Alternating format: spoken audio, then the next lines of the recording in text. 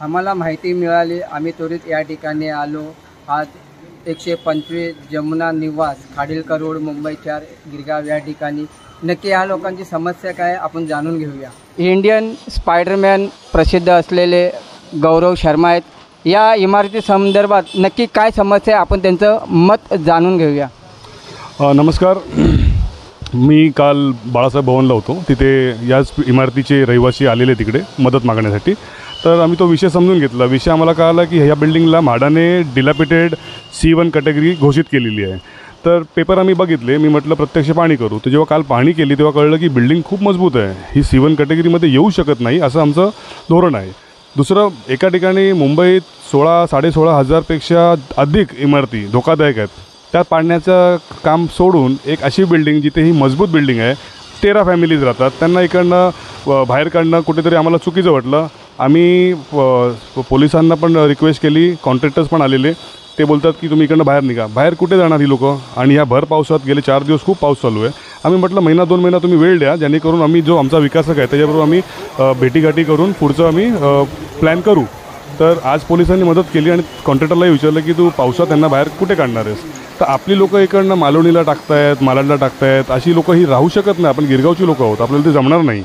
तर आमची रिक्वेस्ट आहे म्हाडाला की म्हाडाने नक्कीच ह्याच्यावरती लक्ष दिलं पाहिजे, ह्यांना असं घरातून बाहेर काढू नका, due process of law follow करा। धन्यवाद। आणि बोबडे साहेब आहेत, आपण काय बोलणार? ही जी बिल्डिंग आहे ही फेब्रुवारी महिन्यामध्ये रिपेरिंग केलेली आहे। मग म्हाडाने ह्या गोष्टीवरती लक्ष दिलं पाहिजे। मग फेब्रुवारीत कुठल्या गोष्टीमध्ये रिपेरी झालेली आहे आणि ह्या इकडचे जे मतदार आहेत, हे मतदार इथून जर गेले मालवणी बोरवली या साईडला, मग ह्या मतदारांचं काय होणार? 10-15 वर्ष मतदार बाहेर राहिलेत, मग इकडचे खासदार, आमदार आणि नगरसेवक ह्या लोकांचा लगाम आहे की नाही म्हाडावरती? का प्रशासन आपल्या मतदारांना वाऱ्यावरती सोडणार आहेत? हीच माझी मागणी। खासदार मुंबई इमारत दुरुस्ती पुनर्रचना महामंडळ ह्या ठिकाणी कशा प्रकारे कारवाई करून इकडचे जे रहिवासी आहे यांच्या समस्येचं निराकरण करणार? राजेश शिंदे, 24 दिव्य महाराष्ट्र न्यूज मुंबई। इमारतीमधील 80 वर्षाचे सुरेंद्र मेहता साहेब आहेत, नक्की काय त्यांचं मत आहे आपण जाणून घेऊया। हरिओम, मैं 81 ईयर से इधर रह रहा हूँ और अभी तक ऐसा कोई जुल्म नहीं हुआ। अंग्रेज़ राज में भी 10 साल में था, ऐसा जुल्म नहीं।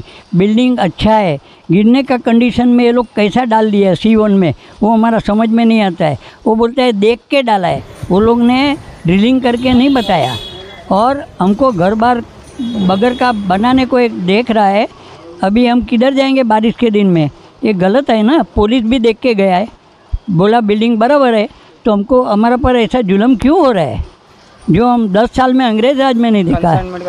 कंसर्न हम बिल्डर को दे दिया है, तो वो बिल्डर हमको उसको NOC आ जाएगा, IOD आ जाएगा, बाद में भाड़ा चालू करेगा और हम इधर से शिफ्ट हो जाएंगे।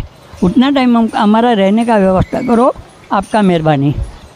नक्कीच ह्या ठिकाणी काहीतरी काळं बैरं दिसत आहे। बघूया भविष्यामध्ये काय निर्णय, काय ह्या इकडच्या रहिवाशांचा निर्णय होतोय। ठिकाणी मिनल गोरे आहेत, नक्की त्यांचं मत काय आपण जाणून घेऊया। आज म्हाडा जी आमची बिल्डिंग डिलॅपिलेटेड घोषित करून आम्हाला जे बाहेर काढत आहे, तर म्हाडानी इतके वर्ष जे ट्रान्झिट कॅम्पमध्ये 10-20 वर्ष राहतात त्यांच्यासाठी न्याय का नाही दिला? त्यांना हक्काच्या जागा मिळवून दिल्या नाहीत। मग आमची बिल्डिंग चांगली असताना आम्हाला बेघर कशाला करतायत ते? आणि हे सगळं कोणाच्या गाहाणी करतायत? प्रीती विरकर आहेत, त्यांचं मत काय आपण जाणून घेऊया। मला एवढंच सांगायचं आहे की आमचं एका बिल्डरबरोबर बोलणं चाललेलं आहे, सह्या झाल्या आहेत, तर जेणेकरून म्हाडाने आम्हाला घराच्या बाहेर काढू नये, तोपर्यंत म्हाडाने आमच्यासाठी थांबावं। हे करून म्हाडावाले आम्हाला लाईट पाण्याची हे करतायत की जेणेकरून लाईट पाणी कापल्यानंतर आम्ही घराच्या बाहेर पडू, तर जेणेकरून त्यांनी ते तसं करू नये। मी म्हाडाच्या साहेबांना बोलली की जेणेकरून बिल्डरशी बोलणं चाललंय। कोणते साहेब? म्हाडाचे नाही, नाव नाही माहिती। तर थोडे दिवस जेणेकरून थांबावं, आणि त्याच्यासाठी जर नसतं तर मी त्यांना बोलली, मी म्हटलं असतं तुम्ही ट्रान्झॅक्शनमध्ये टाका, पण जर होत आहे बोलणं त्यांचं तर तुम्ही त्यांच्या थोडे दिवस थांबा, 5-6 महिने। तर ते बोलले नाही थांबू शकत असं, आणि जेणेकरून आम्हाला बाहेर काढावं लागेल, तर जेणेकरून तो मॅडमने आम्हाला रिस्पॉन्स द्यावा की घराच्या बाहेर काढू नये। सध्या पावसाळ्याचे दिवस आहे, या संदर्भात काय बोलणार? म्हणूनच पावसाळ्याचे दिवस आहेत म्हणून मला सांगायचं आहे की जेणेकरून आम्हाला इथे राहता यावं, हीच विनंती आहे माडाला. जनतेचा आवाज सरकार व प्रशासनापर्यंत पोहोचवण्याचा आमची जबाबदारी. पाहत राहा 24 दिव्य महाराष्ट्र न्यूज, मुंबई.